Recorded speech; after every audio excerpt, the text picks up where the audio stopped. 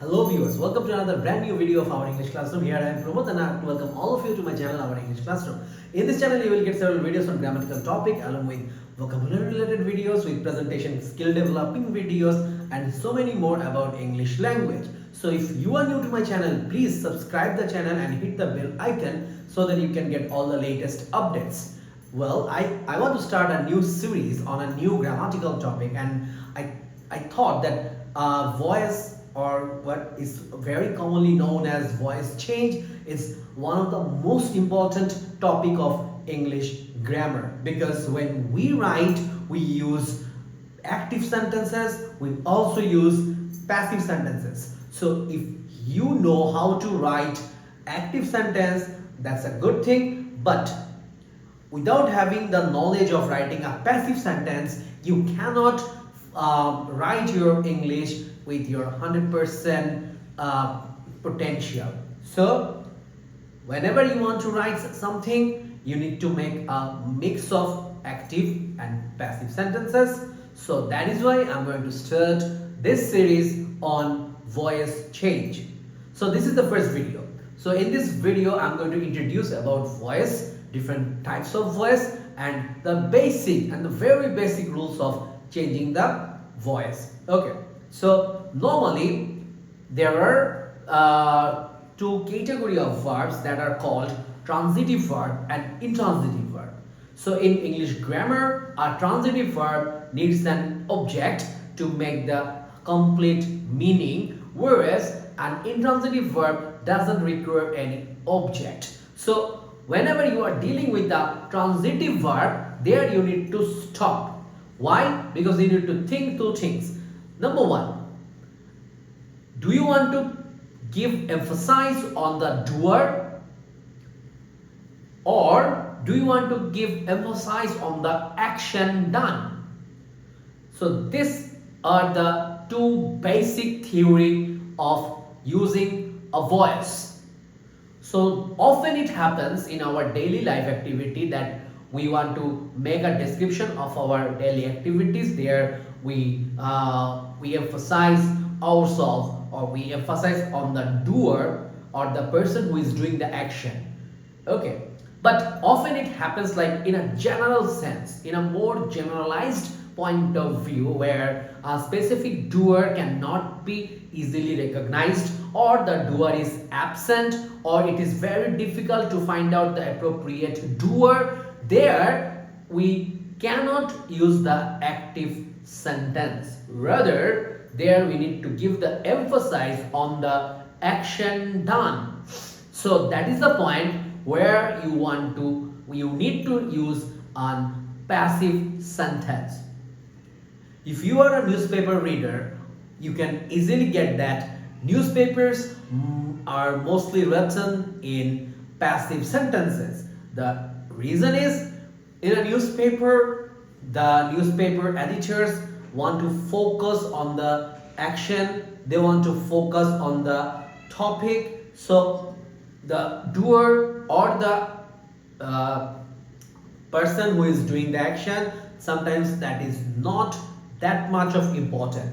That is the reason maximum newspapers articles are written on passive sentences. So this is one use of passive sentence. Sometimes it happens that a situation arises where you do not want to mention the doer of the action. You want to give a generalized statement, or you want to hide the name of the doer.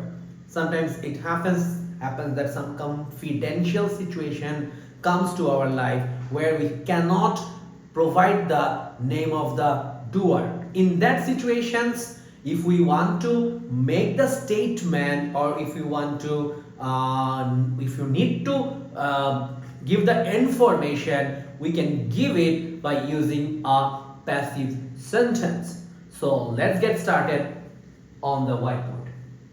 Well, the first point is, we can write sentences having transitive verbs in two procedures. Number one, active mode or active voice. Number two, passive mode or passive voice. So when we focus on the doer of the action, we use active voice.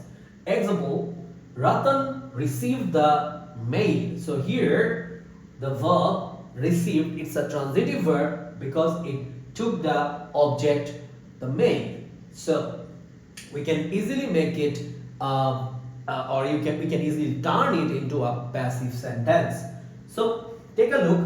When we focus on the action rather than the doer, we use passive voice. So the mail was received by Ratan. So first, in the first sentence, you can see that we are focusing or we are giving emphasis on the person, that is Ratan. So who received? The answer is Ratan received.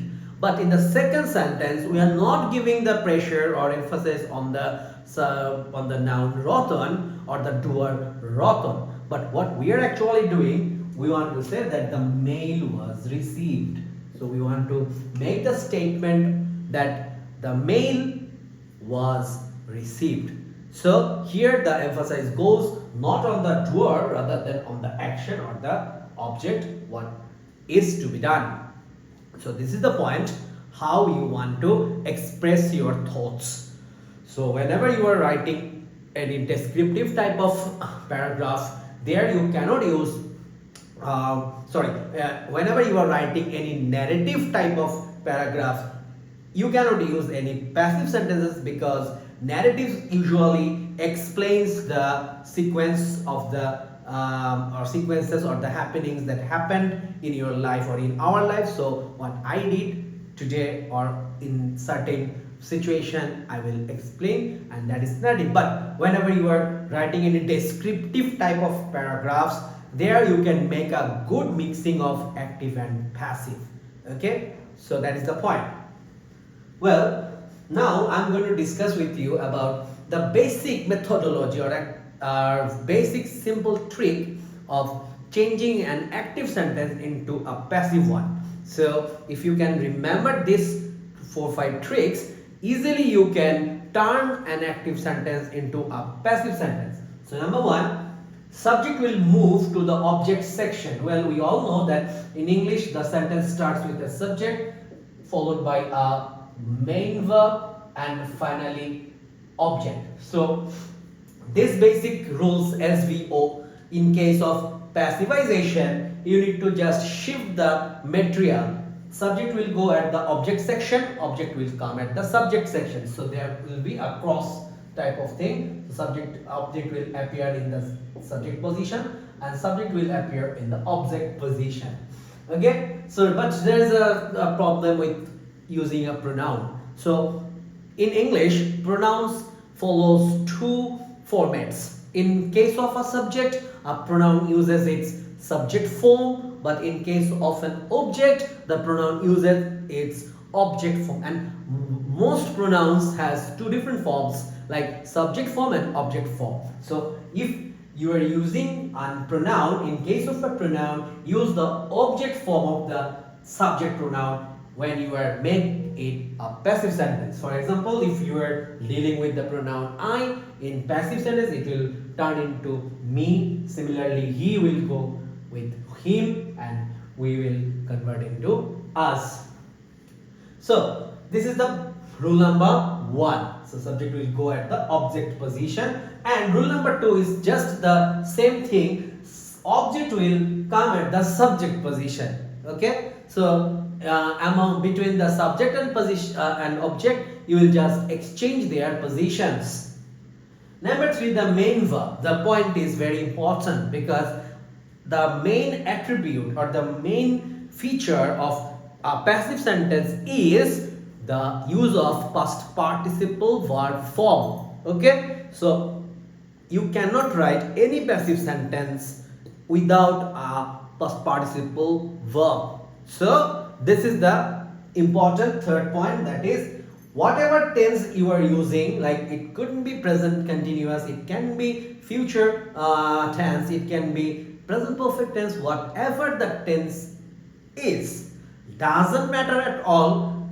Whatever you need to do, just use the V3 form of your main verb.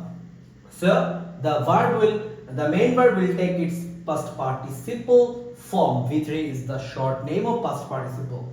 Number 4, the verb will need supporting auxiliary verbs depending on tense. So number 4 section, this section will come in our next video, where I will discuss what will happen when you are using the different tenses, and in how you can turn the auxiliary verbs so that your auxiliary verb supports your tense. So this is one of the most important topic that you need to learn if you want to become a good passive sentence writer. So the verb will need the supporting auxiliary verb, because here we are using the main verb in the past participle form. So how can we understand the tense? The only way is we need to use auxiliary verbs. So supporting auxiliary verb you need to use to identify the tense. And the final thing is, here we need some prepositions like by, like at, or like with. It depends on the use, it depends on the meaning of the sentence. So according to your purpose, you need to use the best preposition with your passive sentence, and this preposition will appear here. You can see that when I shifted the subject Ratan at the object position, just before it I have used the preposition by. So this is the way how you need to use the preposition in a passive sentence. So I hope this video will help you a lot, and I hope you will watch my next video on the passive sentence writing process. So till then, take care and goodbye, have a nice day.